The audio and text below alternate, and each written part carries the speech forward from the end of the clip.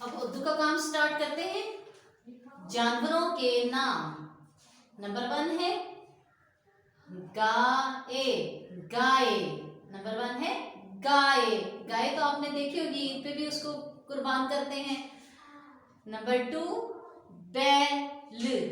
बैल बैल होती है, ये आपने देखा होगा खेत में किसान हल भी चलाता है बैल के जरिए, ठीक है। नंबर 3 चीता। चीता वो जानवर है जो जंगल में रहता है और ये बहुत फास्ट होता है, छोटे जानवरों को भी चीर फाड़ के खाता होता है, ठीक है।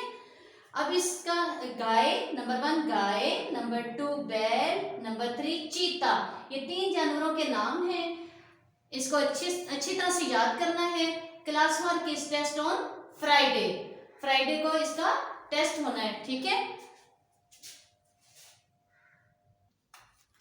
अब हम उर्दू का काम शुरू करते हैं। अमली किताब सफ़ा नंबर 45। सवाल है हमारा, दाल अलिफ दा।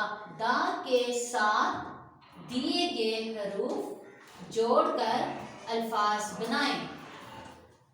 सर्कल में दाल अलिफ दा लिखा हुआ है, इसके साथ हमने ये हरूफ लिखे हुए हैं, लाम, मीम, बे, रे, दाल, गैन।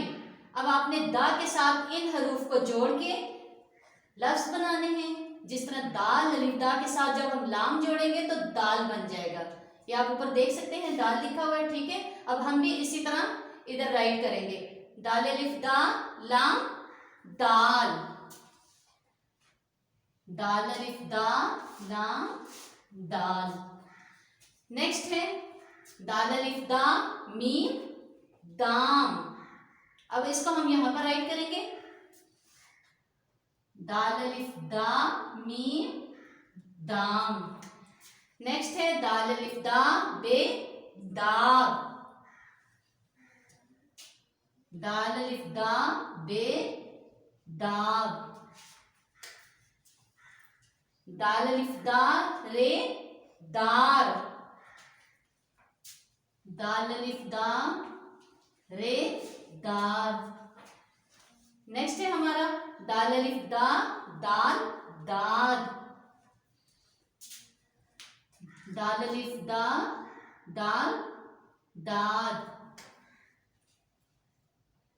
दाल अलिफ दा गैन दाग। अब यहां पर हम दाग राइट करेंगे, दाल अलिफ दा गैन